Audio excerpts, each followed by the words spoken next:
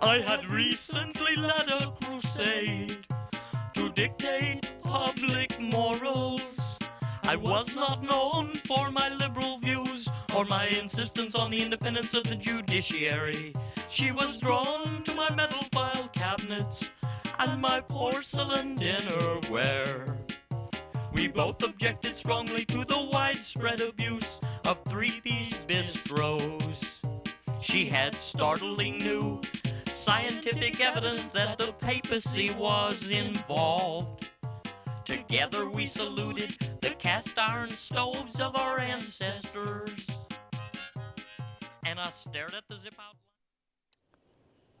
Good evening, or whatever time it is where you're watching. Dear friends, good friends, pretty good friends, fine feathered friends, and all the rest of you. I'm Paul Colby. I'm your host for this evening's edition of Public Affairs Public Access on June the 8th, 2017, for you historians looking at this on whatever media you're using these days. We're going to take you, and I'm going to take myself, on a wild ride through the news of the day and the entertainment of the day, and a behind-the-scenes look at what drives everything that you think you know a lot about, and a lot of what you've never heard anything about, as we usually do around here when we get together. We're going to start, as we usually do, with the biggest items on the news platter, and top of that list today would be the whole Comey FBI thing and the possibility that Donald Trump colluded with some other nationals, that's extra nationals for you folks who want to be precise, in the 2006 election. So, you will remember that it's only been about a month since Director James Comey got fired by the Donald, and on that day, or the day after, you heard and you read and you saw that the Donald said, this guy Comey better hope that there's not a taping system, that there's not some record of what we discussed. Well, you know, first things first, we know, my staff and I, and you know how diligent they are, we know that there's a taping system at the White House. And that's because we have a picture that was provided to us by one of our insider agents, and this is the Donald standing next to the pseudo library. It's for, you know, it's for looks only, in his office where other world leaders and national leaders come to chat about this and that. This taping system, frankly, if you ask me, is not up to date. But there were conversations that may or may not have been recorded between the president and former FBI Director James Comey. You heard some of those today, or some, at least Mr. Comey's side of what some of those conversations were about in testimony before Congress. Now, I want to tell you that there were other conversations that you didn't hear about today, and in fact, in the national press, they almost got one of those conversations you didn't hear right. In fact, it said in a story in the Kansas City Informer, Trump said on tape that he, meaning in this case Admiral Flynn, shouldn't have to name every cute number in the saddle. Well, I can tell you something, folks, that's almost what was being said, because I have a tape. Now, as usual, I can't tell you exactly where this came from. It came from somewhere on the dark web. It is, or it purports to be, a recording of one of the other meetings that Comey didn't talk about today. And in this tape, you have two gentlemen using voice changers so as not to give themselves away, but we can probably easily tell who is who, especially the guy with the helium-filled voice.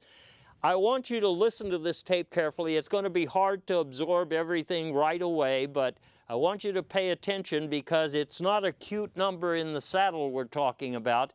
I'll explain to you after you listen, because this is one of those things where our intelligence agencies have a computer that tries to generate a transcript of the discussion in real time. It's not precise, but you'll see what I mean. Listen to this for just a minute.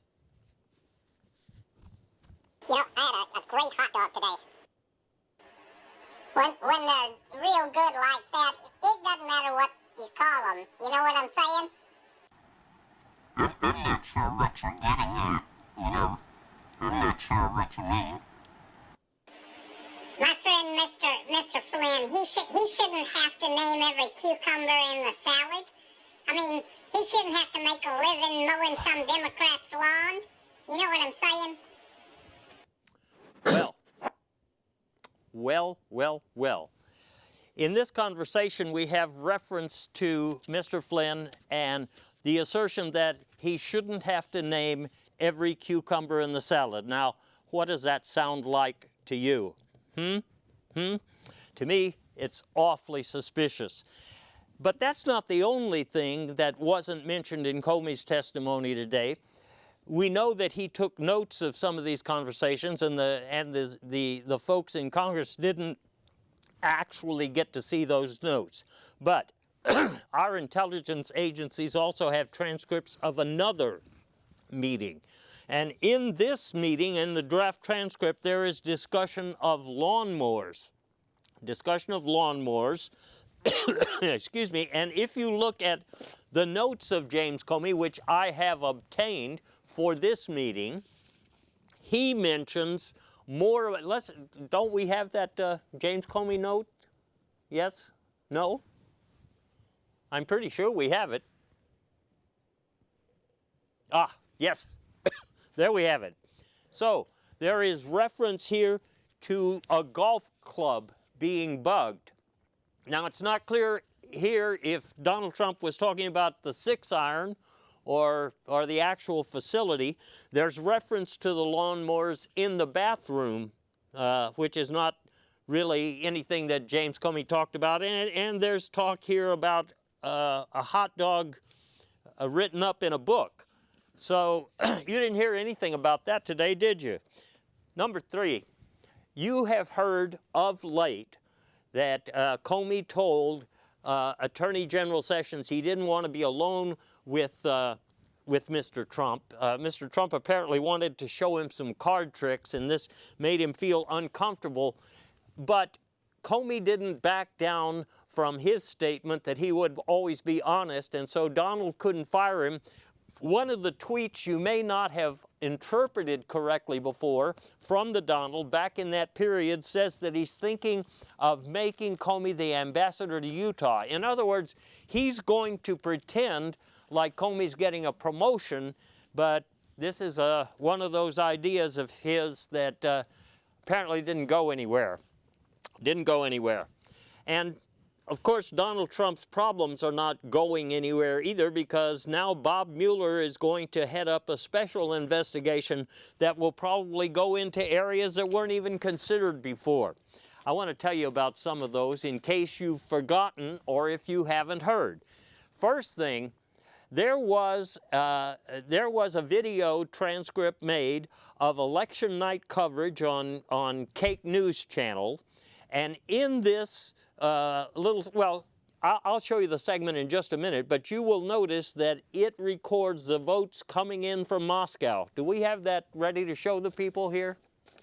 Of course, now, Bob, we're still waiting for the coal miner vote to come in from the Carolinas, and a lot of people are going to the bathroom in parts of the country where there's no lighting, and because of the new bathroom rules, they're not sure what bathrooms they should be using. So it's kind of confusing, but I think everybody realizes that this is getting to be very close to call.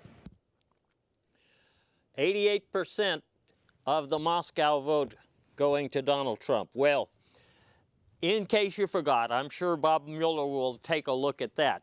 Another thing that I know he's investigating is the possibility that certain ballerinas who were at precincts passing out beverages for boaters who were hot and sweaty were actually passing out some sort of, oh, call it psychedelic, call it what you will.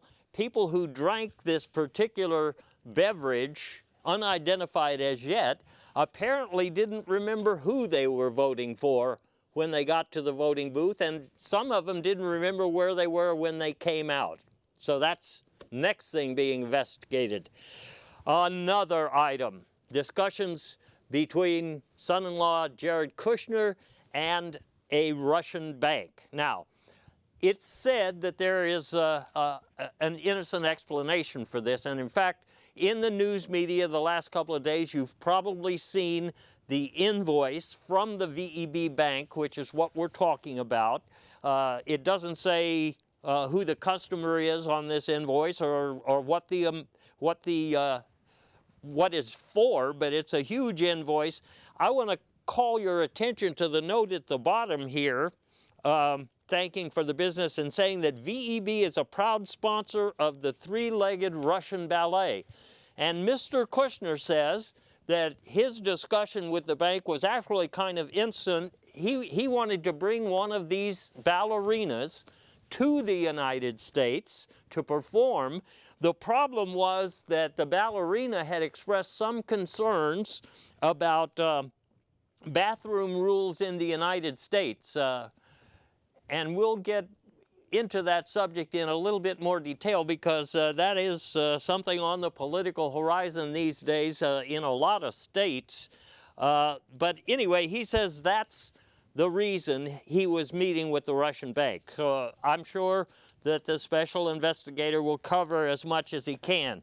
Now, another suspicious thing you heard from Vladimir Putin in recent days was the admission, and that's what I call it, that there may have been some, quote, patriotic Russians who actually hacked into American voting booths or voting databases or otherwise spread fake news on the internet. It's, in other words, injected themselves into the election process. But he made the point that they were not government sponsored. These were just, oh, I don't know, maybe you'd call them amateurs. I did a little study. I had my staff look it up.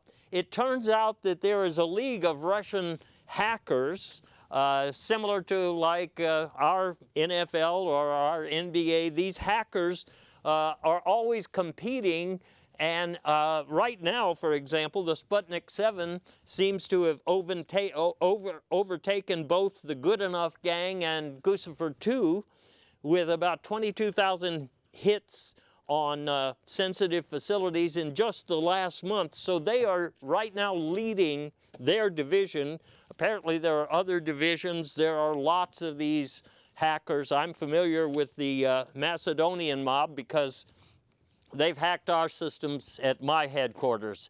There are people you can't really trust. Now, before I leave the subject of what's being investigated by Bob Mueller, there's one that we've only heard a little bit about. Nobody can quite explain it, but it involves Jeff Sessions, and apparently it involves him using some strange credentials that must be given to him by some agency.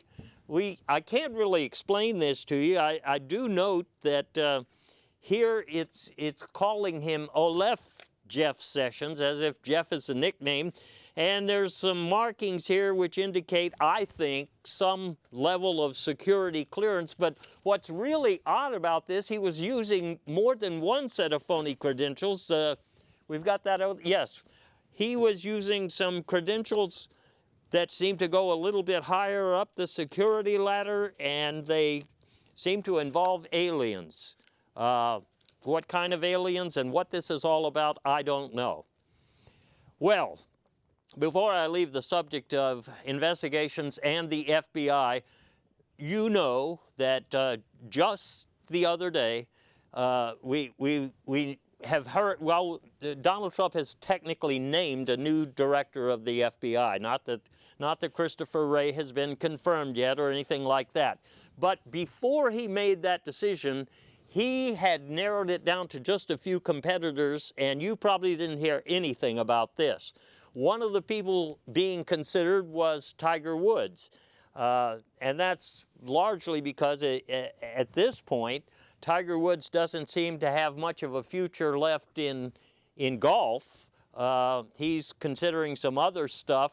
He would have been just perfect, and you know how Donald loves golf, but I guess they couldn't agree on a price, or they couldn't agree on loyalty or something.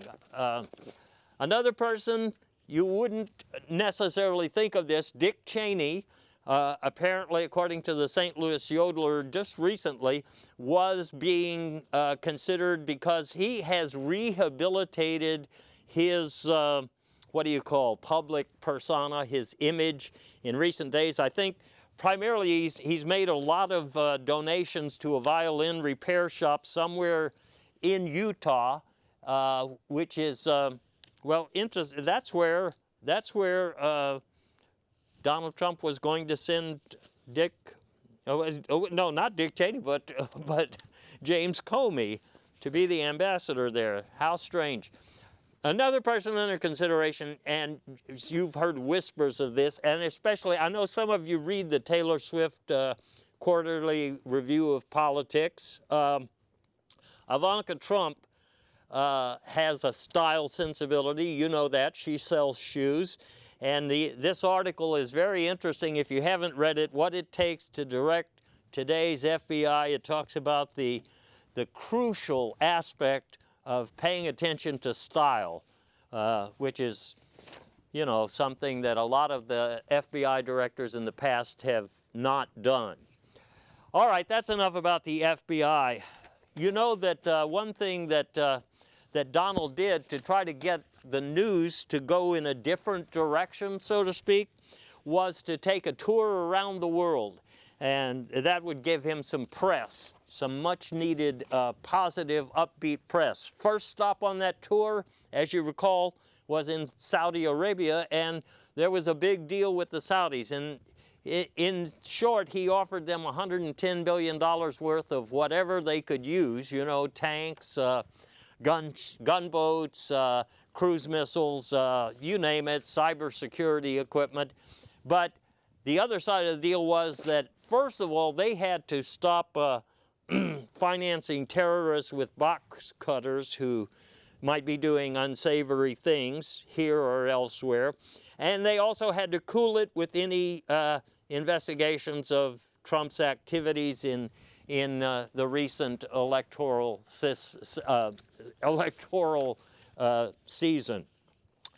So it was a hell of a deal. But after this was over, just in the papers the other day, you saw discussion of a flurry of activity involving Qatar, normally mispronounced as Qatar. And Saudi Arabia and other states were ganging up on Qatar for their alleged terrorism. And a lot of people said, well, this was on the Cake News Network, so you can't believe anything you read. But I'll tell you the backstory about that. Donald was incensed at some material that he had heard about from Al Jazeera. And his original reason for going over there was that he wanted to go confront Al himself. When he got over to the Middle East, he was informed that there really isn't an Al in the Jazeera, and he was pretty upset about that. So anyway, you know how he retaliates, and so he told the Saudis to go ahead. But anyway, having said that, he moved on to see the Pope, the holy ruler of the Roman Catholic Church. As is normal, when heads of state meet, they exchange gifts. And so Donald provided the Pope with something really odd. It was a belt made entirely of coal, which, of course, I'm sure the Pope is going to be wearing that at every possible state occasion in, around the Vatican.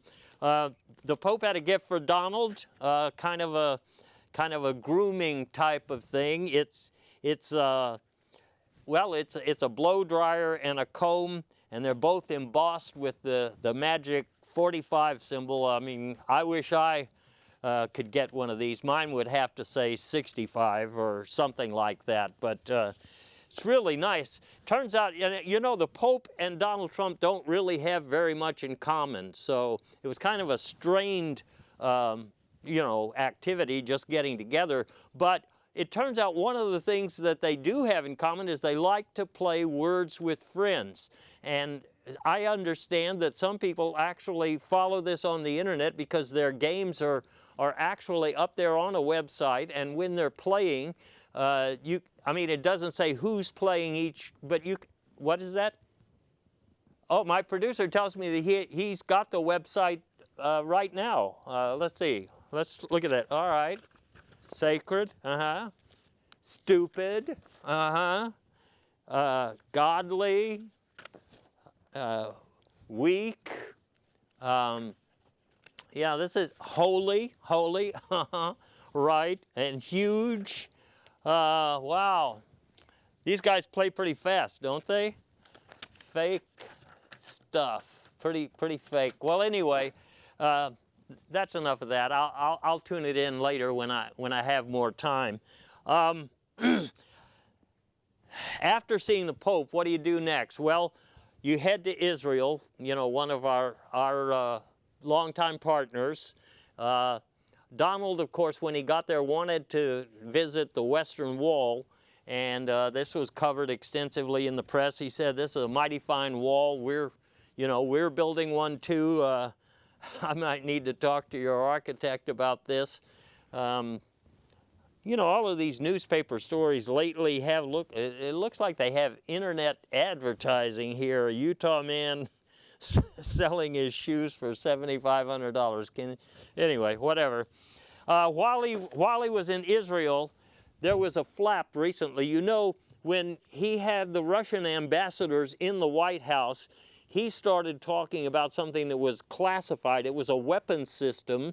There was discussion about it in the papers, and they said the real source for this discussion of weapons system was Israel. So when he was in Israel, he apologized, saying he had never actually named Israel as the source for the discussion about the bathroom. I'm not sure if it's a weapon or if it's a preventative system or what it is. But anyway, we do have a picture of it there. And we'll get back to bathrooms again because they're coming up in the news a lot.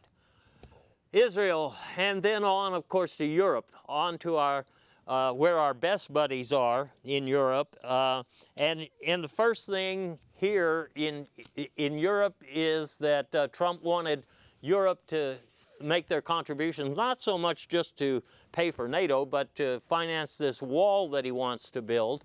He also told them they should calm down about Putin and calm down about global warming. Now, isn't that interesting? This agenda seems to be pretty pervasive wherever he goes. He was well received. I mean, he was received well. I mean, he was well done. Let's put it that way. And then, of course, the interesting thing he says in another news account that I read, he said that he had wanted to visit Brexit while he was there, but there wasn't time. I was going to make reservations for him just in case he couldn't find it. You know what I mean? What does he do when he gets back home? Well, let's talk about that. First thing he does when he gets back home to the good old USA is he says, we're out of the Paris Accord. You guys can have it. We're done with it. Now, it seems like the president has an antipathy towards all things environmentally sensitive, and there's several reasons for that. One is, I know he's been reading certain books. I know Dr. Boona Flaps is an influence on him, who wrote about the fake climate change assault and its destruction of the American economy. And probably some of you have seen that book lampooned elsewhere. He also is familiar with the defenses of the fossil fuel industry. They say that it's nature who is messing up the environment, not us humans, and they're taking their own steps to take care of the messes that nature makes, and I think that's kind of silly, but we won't get into that. We've covered that on previous programs. But when you think about it, let me just cover one other thing. I don't actually have any data, but you may have seen this show on one of the public education channels called An Inconvenient Youth. And this discusses, I was really touched when they talked about the time when Donald was attending a military academy. At that point, he really was, and well, he was even called a tree hugger. And in fact, he was called a tree hugger condescendingly so many times that some people think, some, amateur psychotherapists think that maybe he just got really angry about that, and it caused all of these reactions in his adult life. But having said all of that, what it means is, in the new Trump version, the Paris Accord, that goes away, and the coal economy comes back. In fact, one of the first blockbuster movies of the summer is the coal comeback, and it is really filthy if you like that kind of movie. I haven't seen it yet, but I did see some, previews on the internet. And one of the sources for that book, it turns out is a very intelligent dog who has written about the retro economy, which in my mind means the fuel economy. And this dog had a lot of ideas of new products or improved products that we could be producing with coal if the coal economy came back. So we're already seeing some of these things come off the drawing board. The first one that's pretty exciting from my point of view, I want to get one of these, is the coal-powered car. These are, well, the problem with the electric cars, you have to keep charging them, and they don't go all that fast. But these new coal-powered models, you just carry around your supply with you at all times. You never really have to gas up. My understanding is that on a single giant trailer bed of coal, you can probably run this car for about 36 years. Or there's something about having 36 children. I guess it means by car weight. Actually, I'll have to look that up more. But anyway, it's an exciting new product, and you can actually buy them now. There aren't many, but if you have the money, they're out there. Now, there's also home appliances. I was in one of the big department stores recently and tried out the powerful new toothbrush. These are all, as Donald wants it to be done, they're made in America, and this is just $250. You will never have to buy another toothbrush, and as I understand it, you won't even have to buy toothpaste. Somehow they work on a coal product that, I'll have to research that a little further. I'm not going to buy a new iPhone. I'm going to buy a new coal phone next. They're not in the stores yet, but you see them at the electronics shows. These things are terrific and highly portable. I think the coal power supply for these things only weighs about 60 pounds. So for any pretty in-shape male, it shouldn't be a big deal. Some women would have trouble getting it into their handbag, but I'm sure that they'll figure out a way to smooth that out. And here's one of the most revolutionary things. In places like Flint, Michigan, and it'll probably be true in a lot more places across America before you know it, there's not really very much drinking water that could be considered drinking water. And so we're going to have to find something to substitute for our good old H2O. And this new product, it's kind of, I've tasted it. It's a little, I wouldn't call it a soft drink. It's more of a, I wouldn't call it a hard drink, but it's what now, my producers? Adult beverage, possibly. Well, it is definitely, it's an adult beverage. This isn't for everybody, but a lot of children are going to have to start drinking like adults soon because we just don't have any of the regular stuff. But it's nice to know we're headed for a different kind of future. And of course, now the thing about this that you should know is that we're really talking about jobs, jobs, jobs. That's what Donald talks about, and this kind of coal-driven retro economy that we're talking about now, a coal-driven retro economy would produce some sort of economic boom. Now, we've already seen the internet come-ons. That's what I call them.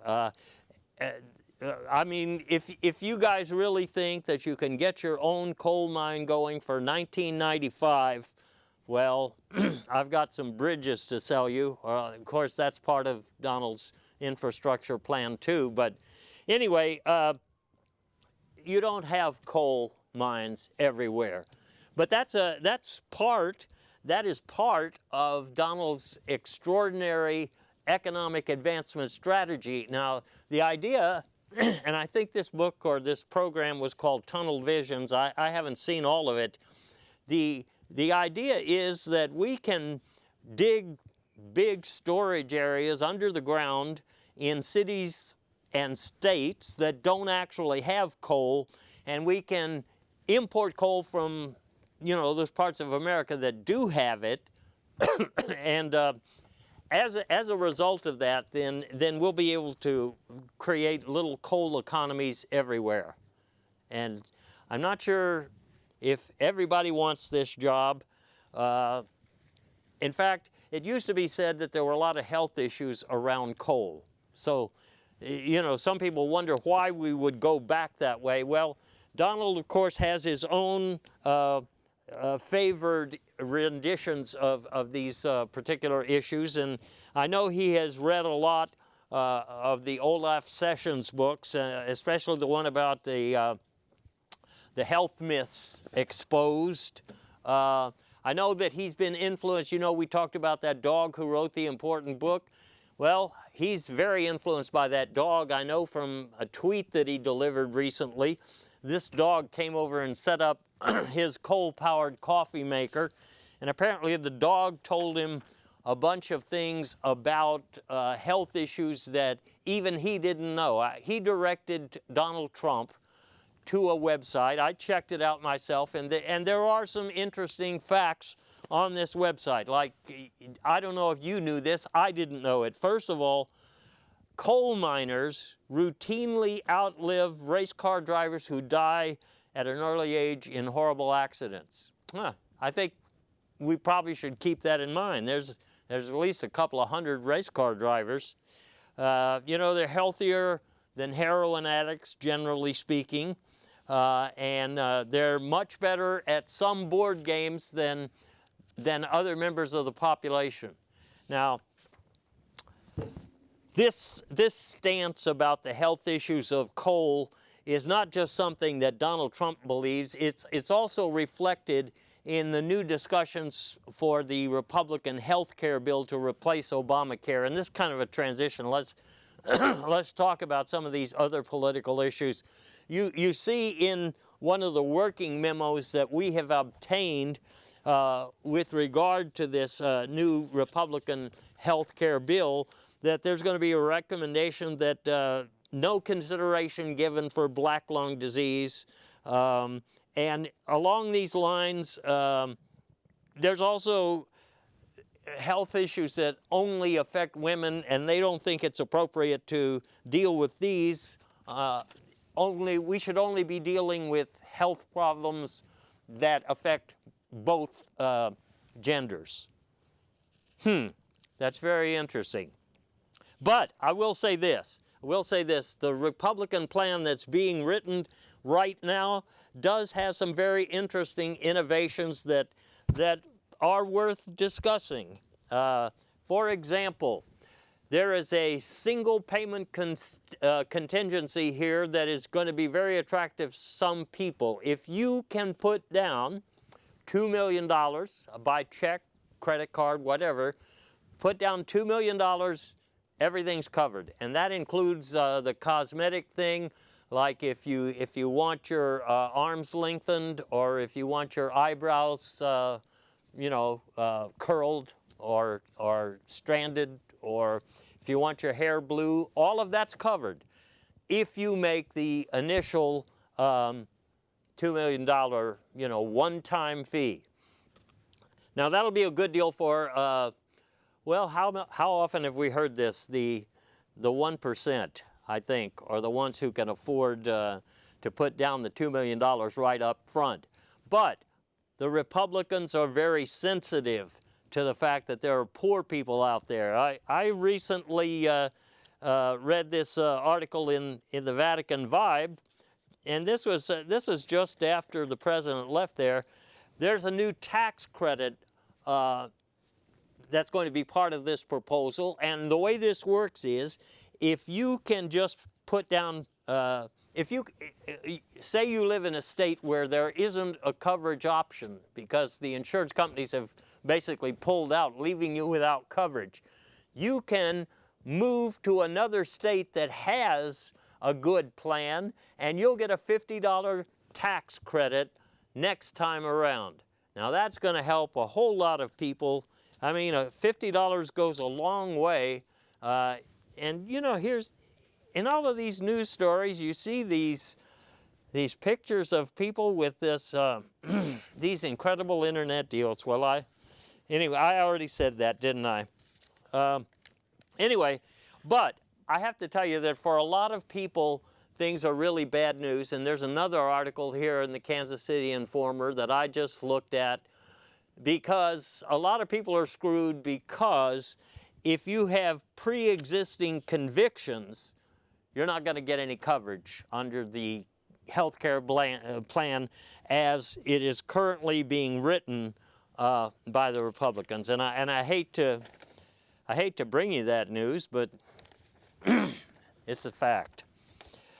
Politics. Well, another thing on the political landscape, as I have said, there are many versions of bathroom bill type legislation. And this whole subject is confusing to me. I mean, even a couple of years ago, nobody was talking about this stuff, People just went to the bathroom. These days, every time I'm looking for, some place to go, I see a sign that just doesn't make any sense to me. Like, I don't know what this is. This one here, I just don't even know what this means, although this does look a little like that guy in Jeff Sessions' phony top-secret credentials. But anyway, I think I know what this sign means, though. I saw this one the other day. I think this means that you are about to enter an economy restroom. This is where they cut back on some of the well, they cut back on some of the amenities. And so, if you just have one thing in mind, it's probably okay to go there, but I would be careful if I see this sign. And then there's others that just reflect the fact that there are so many orientations these days. Some people are, some people are vertically prone, and some people are ambidextrous, and they're what? Horizontal. Horizontal.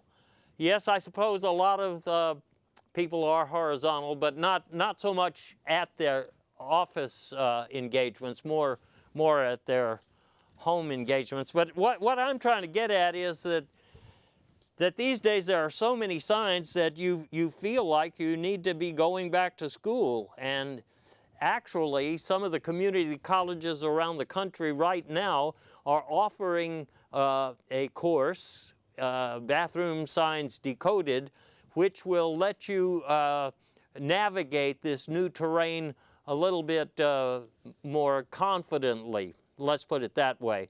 And you can register, I mean, for the same price as a coal mine these days, you can get yourself fully up to speed on some of these issues here. While I'm talking about, and interesting, that seems to be one of those three-legged ballerinas. I guess they are appearing some parts of the country already. While we're talking about bathroom bills, let's talk about this state of Texas right here. You know, the governor has called for a special session to deal with the bathroom bill, and well, you know, people thought he was talking about changing the nickname for the state bird. That's why it didn't get passed in the regular session. They didn't want to call the state bird bathroom bill. But it turns out there is a bathroom bill. And this is from the VEB Bank. You can see it's to the state of Texas, and it is for bathroom supplies and services, $42 million. So you can see that the bathroom bill is something that we need to pay attention to. Now, we were doing some research. My staff and I looked into this to see exactly how we ran up a bill of $42 million. It seems to include, this is just among other things, rubber hoses, black lights, enchilada sauce, shoe shine kits, dinner jackets, boy, I don't even understand what some of these things are. It's gardening equipment apparently, and some of this looks like voodoo type stuff. Anyway, let me just talk for a minute here about something that I want to mention, and that is, before I get to what immigrants are worried about these days in terms of bathrooms, let me talk about our infrastructure issues. Well, no, let me just cover this in the order I was going to do it. If you are an immigrant facing this discussion of economic reforms based around coal and strange bathroom type signage, you're going to be very confused. But you're confused most especially because of the travel ban, which has now been called what it really is. And you've seen these maps before of the few countries where Donald Trump didn't want to let people come in.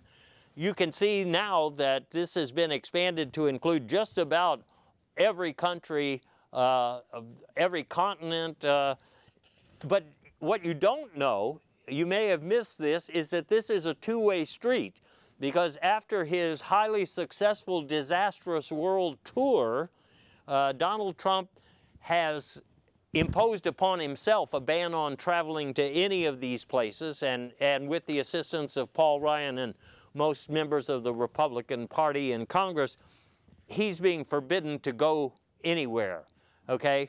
So that confuses immigrants. And then when immigrants, I'm talking here especially about undocumented, go around town, they see these strange signs that remind them of people trying to take names and numbers and asking for IDs.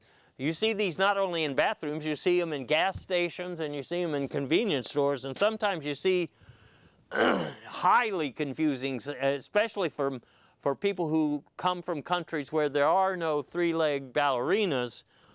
This can be pretty terrifying. So you know that undocumenteds are being potentially hunted down these days. And they're being hunted down so that many of them are afraid to stay at home because they could be arrested at home. So what does this mean? A lot of people have been moving to other headquarters other than their home, and that includes bathrooms. And if we take it back to the top of my discussion here, it starts to make sense how the Texas bathroom bill could be $42 million. In other words, in a lot of cities today, people are hiding out or let's not just say hiding out. People are habitating in what used to be just large bathrooms. And in the case of this one we're looking at, if you look up at that sign on the wall, you'll see that so many people are using the bathrooms now as a hideaway that they have to have specific rules for the people who stay there. I know this goes back to the discussion that James Comey was having with the president about lawnmowers in the bathroom. And that's, like I say, that's something that wasn't covered in today's discussions, but it sounds to me like this is a very important issue. And no ballet practice, I guess that tells you who can't be in there. And of course, no loud music is something you also see at the car wash, so that's not that strange. But I can tell you that, that all in all, it's a confusing time, not just for undocumented and not just for poor people, but for everyone. And for that reason, I think, Donald is changing his emphasis now and wanting to talk about infrastructure improvements, because these infrastructure improvements offer at least some hope of creating jobs, but also just improving life in America. And there have been several things here mentioned in that regard. For example, I know that that Donald recently said in one of his signature speeches on the topic, he said, we have too much electric lighting in this country. What we're going to do is emphasize gas lighting. And I'm not sure exactly, I don't know exactly how they're planning to do that. Then he's also talked about not only draining the swamp in America, but draining all the swamps. And then he went further yesterday when he was in Ohio. He said we're going to drain the Great Lakes, because I think the idea is that they're not that great anymore, and what we're doing is we're trying to make America great again. So he's just going to drain them, and then of course we won't be pouring water back in because we don't have that much, but we do have Coca-Cola that we can pour in there. Now he's also talked about, on the one hand, he's talked about expanding the internet highway, and he seemed to be confused. He was saying if we expanded the internet highway, that would help all those people who can't really afford cars. At least they would have some way to get around. But then he often changes his tune. And so the next thing that he said, just a couple of days following, was that we wanted to have a slower internet.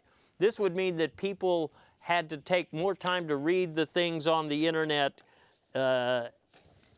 It's kind of confusing, but I think it has something to do with the fake news problem. If people spent more time reading slowly, they wouldn't be confused. So, oh, and finally on the infrastructure, this is pretty radical. More tunnels. Now apparently this does not have to do with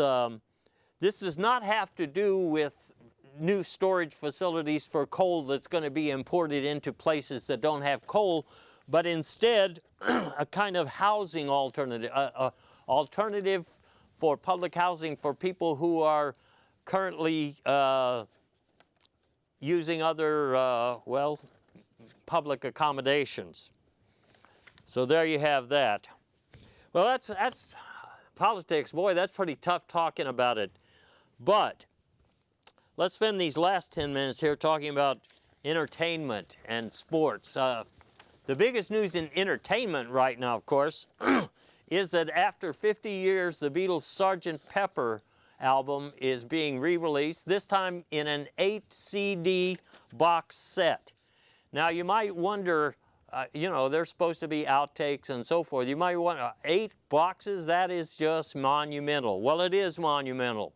For example, in the old days, you listened to A Day in the Life, and it really didn't sound like a day. It sounded more like, a couple of hours in the life. Well, now, on this new package, you get the whole thing. A Day in the Life is 24 hours long, so it takes up the first 4 CDs. In addition to that, of course, you have,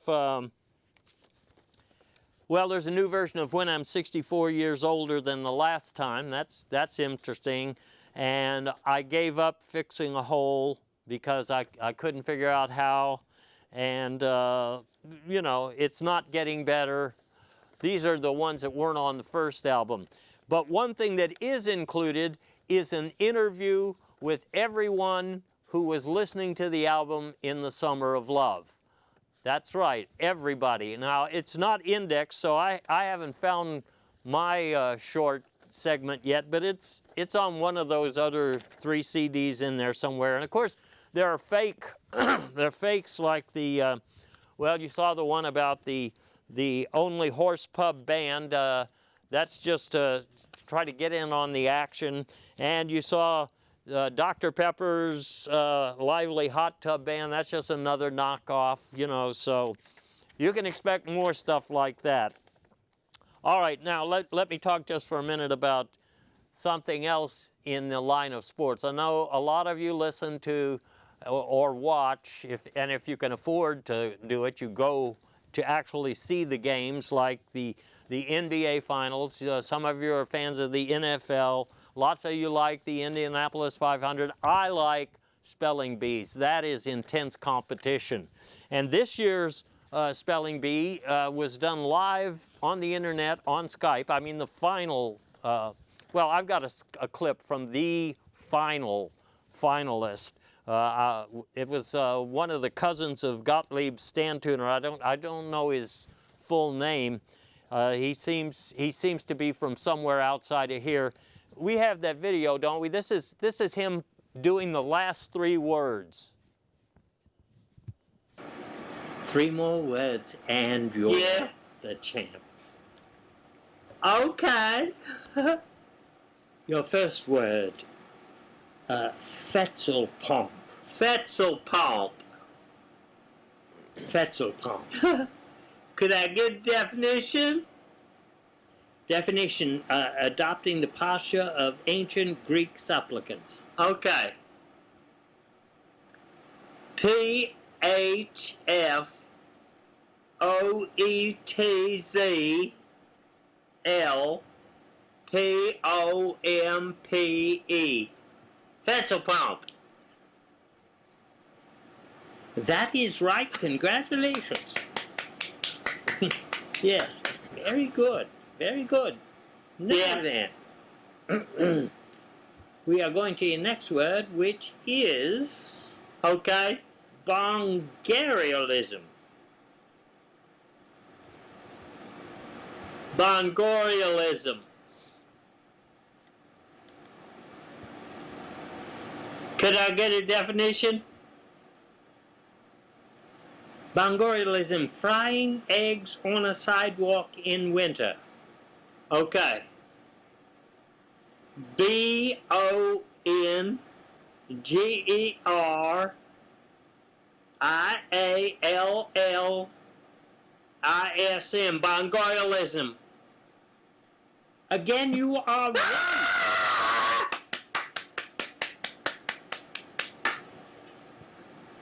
Final word. Final word. Yeah. Okay. Kov-feef. Kov-feef. Kov-feef. What? Can you spell that? Can't spell it. Yeah, It's right. a spelling bee. Yeah, all right, yeah. Can I get a definition? Systematic bullshit. T-R-U-M-P.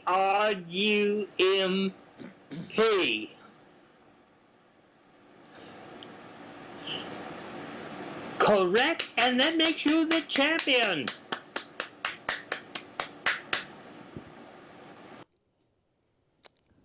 Well, that was pretty thrilling. In my book, you don't get much more excitement than you just saw there. In my book. And my book will be coming out in a couple of weeks now. But anyway, we've covered entertainment, we've covered sports. Let me just make a mention here about diets, which is something that's always being talked about here in America. And one of the things that's being talked about most these days is the new travel bun. The travel bun, I think, is something you're supposed to, I think you're supposed to eat one when you're at the airport, or you eat one when you can't go to the airport anymore because of the travel ban. Yeah, something like that. And some people say they've lost as much as 250 pounds, but you have to wonder how they started from that standpoint. Another diet that's catching on a lot is the odd number of legs diet, which is really strange. In other words, you can't eat anything with 2 legs or 4 legs. So for example, that takes goats out and cows out. But of course, I guess if something had 3 legs, you could eat that. Then you have things like centipedes and millipedes. Now, technically, those are even numbered, but a lot of them have genetic defects. So you'll often find, say, a centipede with only 97 legs. So I guess you could eat that on the odd number of legs diet. And then you have, well, a lot of you've heard about the reduction in food stamps, which millions and millions and millions of struggling families depend on. So for those people, they'll be going on the starvation diet. And on the starvation diet, there's no hard and fast rules. It's just that you don't have very much to eat. And so therefore, well, that covers it. The last thing I want to mention is the new cucumber diet. It's called Name Every Cucumber in the Salad. And I guess the idea behind this is that if you eat your salad real slowly, giving a name to each of the cucumbers, that you will, pretty soon, you will be tired of eating, because, you know, that's what happened to Admiral Flynn. At least that's the way I understand it. So anyway, ladies and gentlemen, while there's so much more that we could talk about, dear friends, good friends, and the rest of you, we never have enough time to get to all of it. So I hope you have learned some things tonight that network news and mass media and even consciousness in general here ignores, totally ignores. But we don't ignore it here. We dig deep. We bring you face to face with the reality that's in your face, or soon will be. So I hope you have a good time waiting until the next show, when we get together and discuss whatever happens between now and the next time. Have fun. Stay dry.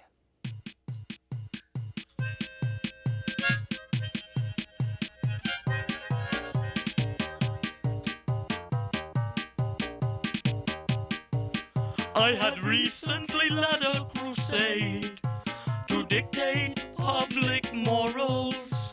I was not known for my liberal views or my insistence on the independence of the judiciary. She was drawn to my metal file cabinets and my porcelain dinnerware. We both objected strongly to the widespread abuse of three-piece bistros. She had startling new scientific evidence that the papacy was involved. Together we saluted the cast iron stoves of our ancestors. And I stared at the zip out linings, the solid chrome toothbrush, the 8-pound frozen carp. She stuck the linear accelerator into her fur-lined hope chest. Then I smiled at the seersucker shenanigans. I praised her split-level egalitarianism. Her slush fund left by the bathroom window. Invariably,